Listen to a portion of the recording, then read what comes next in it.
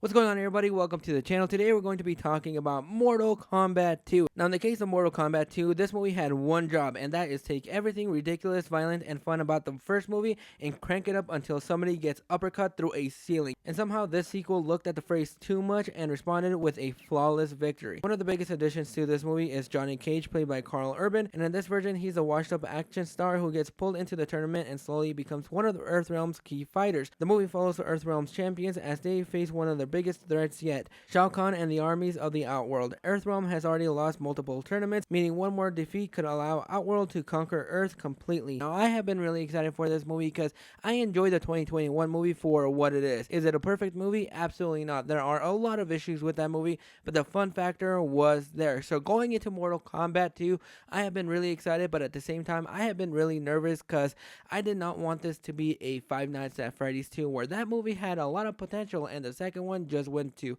absolute shit. One of the biggest complaints that Mortal Kombat 2021 had was the fact that even though the movie is called Mortal Kombat, there really wasn't a lot of Mortal Kombat tournaments in that movie. And so that movie just kind of felt like a prequel, setting us up for a proper Mortal Kombat movie with a lot of tournaments.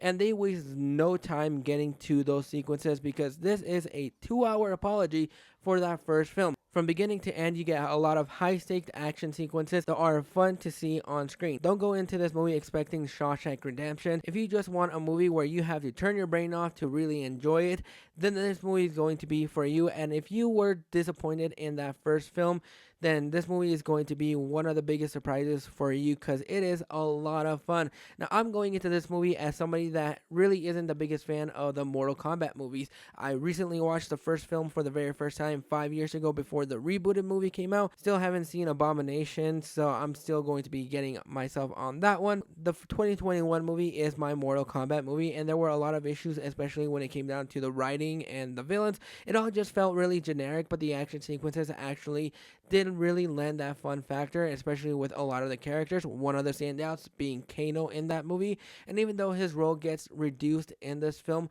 I kind of wish we had a little bit more of him, but the characters are a little bit more interesting this time around, with the movie kind of starting off with a backstory of Katana, kind of seeing exactly where she is in this point in time and exactly what her endgame goal is. And some of the writing in this movie is not the best. Just like the past Mortal Kombat movies, that really isn't what you're going into this movie for. You're going into this movie for a lot of the high-stake action sequences, and they are so glorious to see on screen. They are bloodier, nastier, and more violent than the past couple of movies, especially the 2021 movie. They took the things that didn't work in that first film and they just cranked it up a little bit more, adding a little bit more of that adrenaline you want to feel on screen. Some of the visuals in this movie are beautiful to see. Some of them are kind of wonky here and there, especially one fight between Cole and somebody else that didn't seem all that rendered, and it kind of almost threw me out of the movie. But the really standout fight besides the end fight is the fight between Liu Kang and Kung Lao.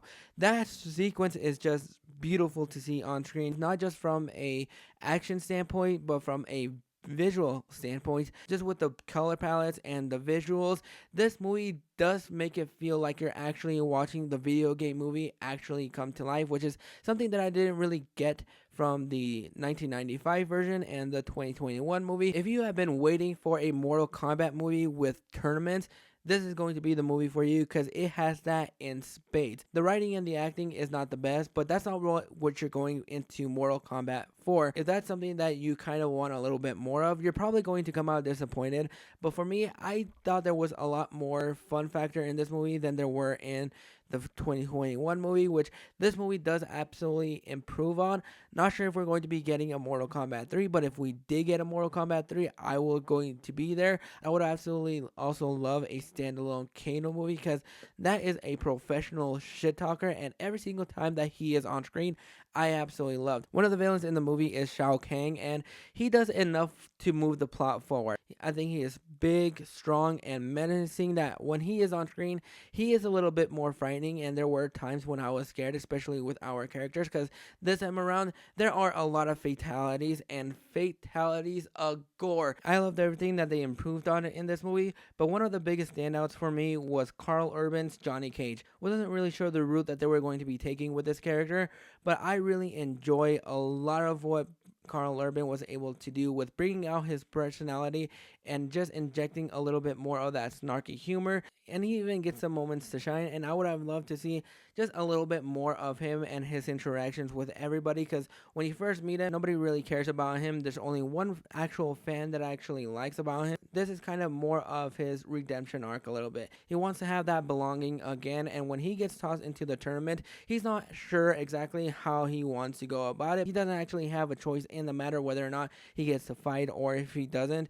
But I thought Carl Urban was able to bring that cool factor to this character and make him a little bit more enjoyable than what I was fearing, because I wasn't sure if I was going to enjoy him or if he was just going to be cocky and snotty throughout the entire movie, and that's really not his personality one bit at all. Yeah, some of the acting in this movie is not the best and the writing is just god awful, but if you want a movie where you have to just shut off your brain and enjoy it, I think this is going to be for you, because it takes everything that didn't work about the first movie and just injects it with a lot of steroids to the point where you actually have a lot of fun with this movie and you have a really good time. At least I had a good time. Even though I'm going into this movie as a casual, I'm pretty sure there's a lot of fan service in this movie a lot of fans will really enjoy, but I did not catch those. So if you did catch those moments, please let me know down in the comments which moments those were that really got your blood pumping and you were really excited to see. But overall, I'm going to go ahead and give Mortal Kombat 2 the fresh buttered popcorn bucket. This movie is pretty solid, and if you are